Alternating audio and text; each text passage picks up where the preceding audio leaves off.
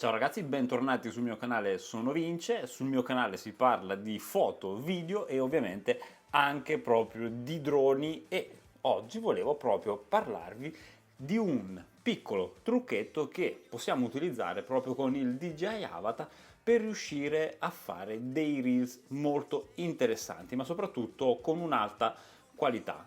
E già perché bisogna andare a cambiare un'impostazione che vi è proprio all'interno di Avatar per riuscire a dare il massimo. Però vi spiego tutto subito in questo video, perché sono sicuro che molti di voi questa cosa magari non la sanno. Per chi invece magari questa cosa l'hanno già vista, beh, magari è un ripasso, e perché no, scrivetemi qui sotto nei commenti se c'è qualche altro piccolo trucchetto interessante che possiamo proprio fare con lui. Ma andiamo a vedere subito di cosa si tratta. Un'iscrizione al mio canale è sempre gradita come al solito, e quindi ti ringrazio qualora tu decidessi di iscriverti. Ma andiamo a vedere subito di cosa si tratta. Quindi accendiamo il nostro avatar, accendiamo anche i nostri visori. In questo caso abbiamo i goggles V2, non uso quelli nuovi, ma tanto va benissimo lo stesso, e vi faccio vedere subito l'impostazione che dovete cambiare se volete fare questa cosa.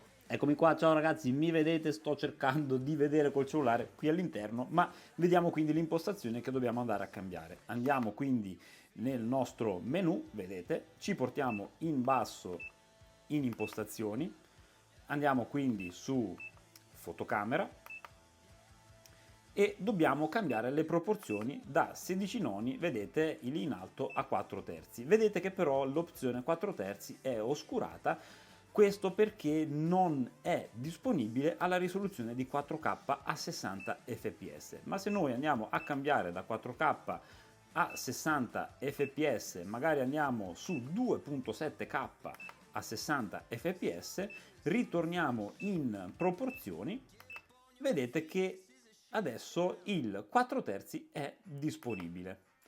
E voilà, vedete che ovviamente è cambiata anche l'immagine all'interno del nostro goggles, perché comunque passiamo proprio dal formato di immagine 4 terzi a 16 noni. Questo è importantissimo per capire cosa poi andiamo a fare al PC, che vi faccio vedere proprio tra pochissimo. Quindi una volta che abbiamo cambiato questa impostazione, la lasciamo così e andiamo a fare quindi il nostro filmato. Perfetto, quindi abbiamo visto come dobbiamo mettere le impostazioni della camera proprio per il nostro drone, e adesso però, magari per farvi capire un po' meglio di cosa sto parlando, andiamo proprio a PC, perché sono sicuro che così si capirà sicuramente meglio. Venite con me. Ecco qua, partiamo subito col farvi vedere visivamente la differenza tra un 4 terzi e un 16 noni, quindi i due formati che possiamo avere sia quindi con Avatar ma anche eventualmente con anche altre tipologie di droni. Stiamo parlando di Avatar in questo caso, e vi farò capire perché è importante utilizzare un formato 4 terzi qualora vogliamo andare a fare un reel,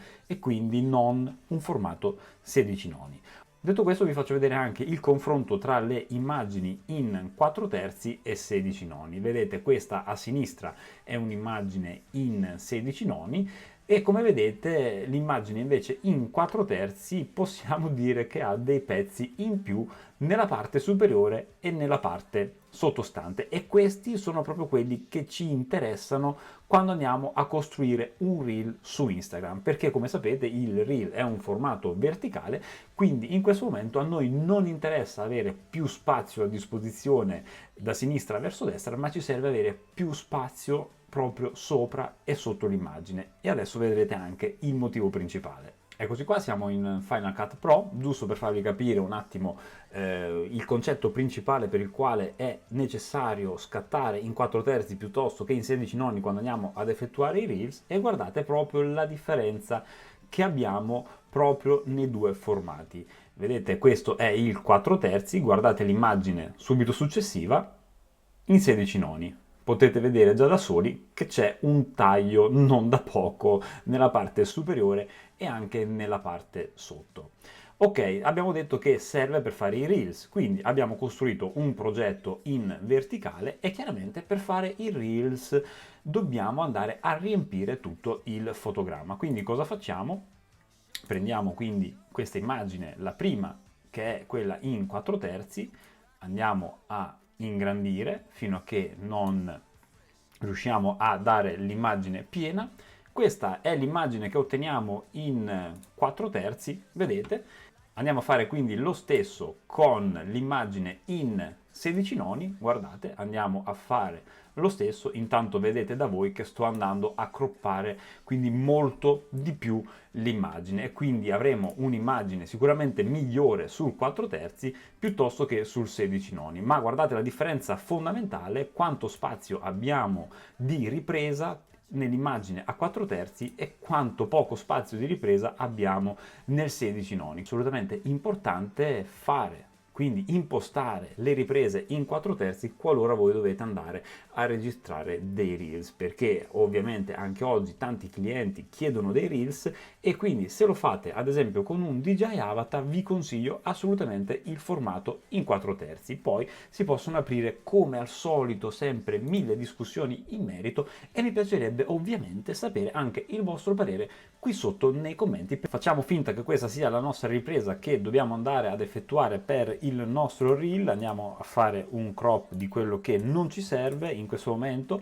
ed ecco qua, vediamo quindi che noi andiamo a selezionare l'immagine, la andiamo a scalare ovviamente per riempire lo schermo ed ecco qua quello che abbiamo ottenuto, quindi un'immagine molto bella, anche molto larga, cosa che invece avremmo ottenuto circa in questo modo, vi faccio vedere, se fossimo andati a tagliare in 16 noni. Avremmo perso veramente tanta inquadratura.